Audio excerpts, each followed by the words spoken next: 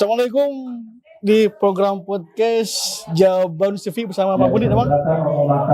Serta Abun ini mengenai terkait dengan umat lolosnya tahapan dan masuk oleh gimana tahapan? Alhamdulillah kita memang diberi kesempatan untuk mediasi. Sekarang dalam proses ya Kang, dalam proses. Insya Allah ini kita lagi berusaha memenuhi kriteria seperti yang diminta oleh KPU. Jadi kita sedang berusaha untuk memenuhi itu. Nah, lagi proses nanti pengumumannya tanggal 30 Desember ini. Hasilnya. Nah, jadi itu yang kita sedang tunggu sekarang, insya Allah. Kira-kira estimasi lolos ya nih? Insya Allah lolos ya. Jadi karena kita sudah berusaha dengan maksimal ya. Pak Budi, kalau misalkan lolos nih umat dari anggota pemilu, apa yang akan difokuskan nih? Fokus dakwahnya nih? Partai Umat ini kan partai Islam berazaskan Pancasila, gitu ya. Jadi kita memang Pak Islam itu adalah rahmatil alamin. Iya. Jadi jangankan kepada sesama Muslim, non Muslim kita juga harus menjadi rahmat untuk mereka. Jangankan non Muslim, bukan manusia pun kalau rahmatil alamin itu kita mesti harus menjadi rahmat. Tumbuh-tumbuhan, hewan kita juga mesti harus. Bumi ini juga kita pelihara gitu kan ya. Jadi itu yang disebut rahmatil alamin dalam konsep Islam. Nah, seandainya Allah berkehendak nanti Partai Umat akan duduk di DPR, lalu kita diberikan kesempatan untuk berkontribusi kepada bangsa dan negara. Tentu saja kita ingin memperbaiki bangsa dan negara ini sebaik-baiknya. Misalnya apa? Misalnya sesuai dengan tagline kita, lawan kezaliman, tegakkan keadilan, kezaliman. Nah, bagaimana itu? Tentu saja ini harus diterjemahkan ke dalam kerja-kerja politik gitu ya, baik di bidang ekonomi, sosial budaya, termasuk politik juga. Dia nggak boleh ada ketidakadilan, harus adil. Ya kan? Kalau ada kezaliman kita lawan. Itu aja kan. Nah itu kan sebetulnya kan perintah Al-Quran, perintah, dan nggak cuma Al-Quran, sebetulnya agama lain juga sama. Kalau mereka mau mendalami agama mereka, gitu. Jadi ini sebetulnya yang dibawa oleh Partai Umat ini sebetulnya ajaran universal. Cuman kita, karena kita Muslim, sebetulnya menggunakan ajaran kita. Masa kita mau menggunakan ajaran orang lain kan? Nggak lucu juga gitu. Kita orang Islam ya pakai ajaran kita lah. Jadi biarnya nggak disalah mengerti sama orang-orang, wah ini gimana, ini politik identitas. Nggak betul itu, nggak betul. Karena memang di luar negeri juga ada partai Kristen boleh menggunakan basis kekristenan untuk berjuang dalam bidang politik. Jerman, Italia, Belanda itu ada itu kan. Jadi bukan politik identitas, boleh dalam demokrasi. Kan sesuai konstitusi, gitu kan? Kita udah dijamin oleh undang-undang ketuhanan yang Maha Esa. Jadi semua kita ini boleh menjalankan agama kita sesuai dengan kepercayaan kita masing-masing. Betul. Gitu. Pak Boni, kalau misalkan PU lolos nih di Senayan nih, apa nih harapannya ke depannya? Kalau lolos di Senayan gimana?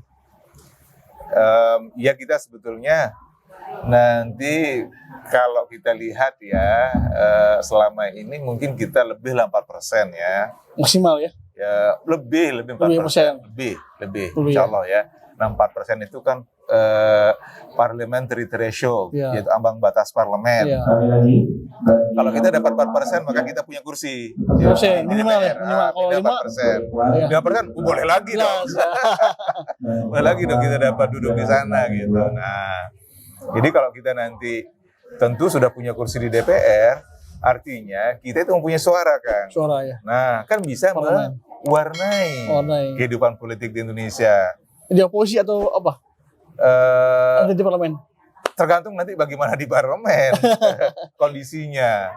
Nah, kita ini kan memang mau duduk di pro, kita tidak berubah dengan tagline kita, mau duduk di oposisi juga nggak masalah.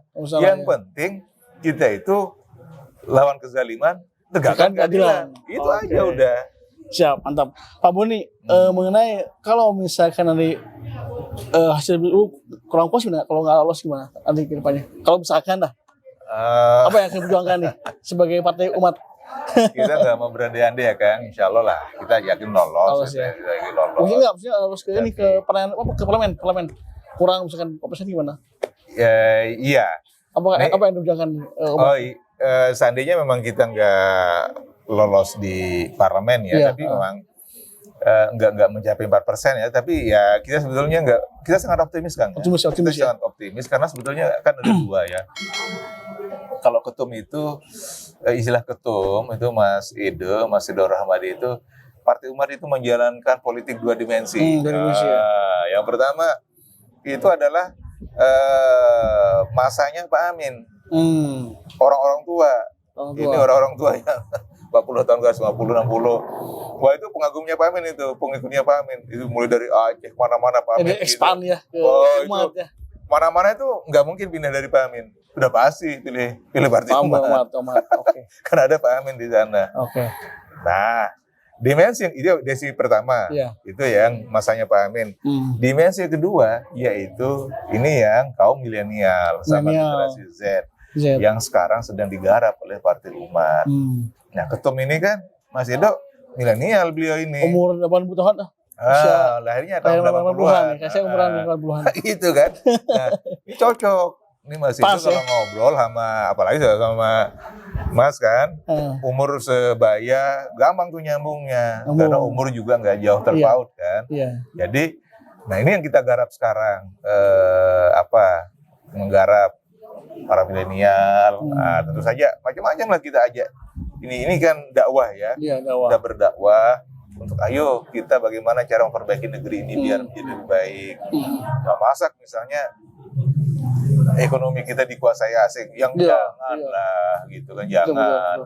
Mestinya kekayaan negeri ini harus dikuasai oleh anak negeri untuk gitu kan, untuk kebaikan negeri kita. Coba bayangkan saja seandainya ini ya, semua sumber daya kita ini dikuasai oleh kita sendiri, itu mungkin nggak perlu bayar sekolah kita kan?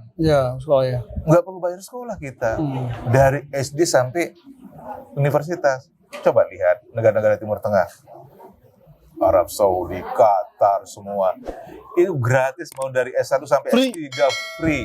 Kita bayar Pak. Kita bayar. Ini yang bikin repot. Iya, gimana solusi ini Pak? Nah, itu makanya sebetulnya kalau dihitung ya, saya bukan ekonom, tapi sebetulnya beberapa kawan yang ngitung itu bisa. Gratis ya?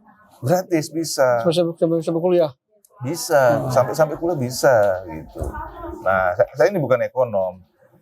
Ngitung-ngitungnya itu ya agak inilah ya, bukan bidang saya, tapi kawan-kawan ya, yang ekonom, yang pintar ngitung, mulai dari sumber daya sekian, dari hutan sekian, ini dari ini sekian, ini sudah dikalkulasi sekian, dibagi sama sekian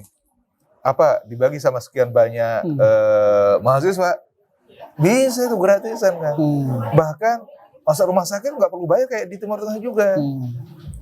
Nah kalau Timur Tengah kan dari mana sumber dayanya? Dari minyak, misalnya petrodolar, kalau mereka kan dari petrol. Nah, kita lebih kaya dari Timur Tengah. Kan cuma minyak. Urus mungkin ya. Itulah kan. Ini salah kelola, salah urus. Ini kita. Bukan di tangan yang benar. Nah, kalau Partai Umat nanti lolos parlemen, itulah yang diperjuangkan. Gitu. Pak Bun, mengenai apa nih kalau misalkan saingan-saingan dengan partai lain gimana? Loluskan parlemen. Apa saingan-saingannya? Gimana saingan-saingannya? Ini kan sebetulnya kita nggak bilang saingan ya Kang ya. Kalau suara kan?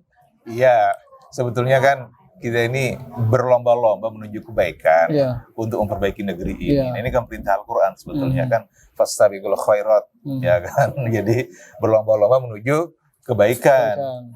Nah, kalau kita masing-masing pihak sana ingin memperbaiki negeri, pihak sini mau memperbaiki negeri, kan bagus dong. Semua orang kan berlomba-lomba menuju kebaikan. Nah, bahasanya tidak bersaing. Nah, kalau bersaing itu kan kayak gimana gitu ya. Nah, kalau ini kita kepingin semua orang kepingin kita ajak dibatkan. Nah, jadi ini bagus sinergi istilahnya. Ya. Sinergi. Jadi kalau misalnya banyak banyak pihak pingin, ayolah bersinergi untuk memperbaiki gitu. Oke. Cukup Pak. Cukup ada tambahan mungkin sebagai pengurus partai? Iya. Jadi ayo semuanya juga orang Bogor Tea.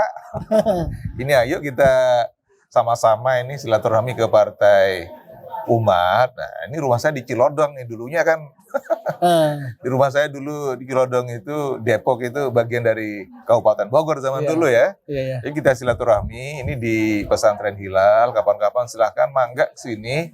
Jadi kita ini ya, Partai Umat ini Masya Allah ini partai yang luar biasa bagus karena memang Insya Allah akan berjuang untuk kebaikan ya agama, bangsa dan negara. Dan ini banyak tokoh di sini ya, banyak tokoh. Pak Kaban, Rais. Betul, yang Insya Allah sudah teruji sebetulnya. Terutama Pak Amin ya, tokoh reformasi itu sudah teruji. Beliau itu nggak ya begitu dari dulu begitu ya sampai sekarang nggak berubah. Yang benar-benar yang salah-salah udah. Siapa lagi yang mau kita ikuti soal-soal kayak begini gitu kan. Demikian dengan fokus dengan Pak Bunai sebagai pengurus Partai Umat. Assalamualaikum. Waalaikumsalam. Syukran Kang. Amin. Ya.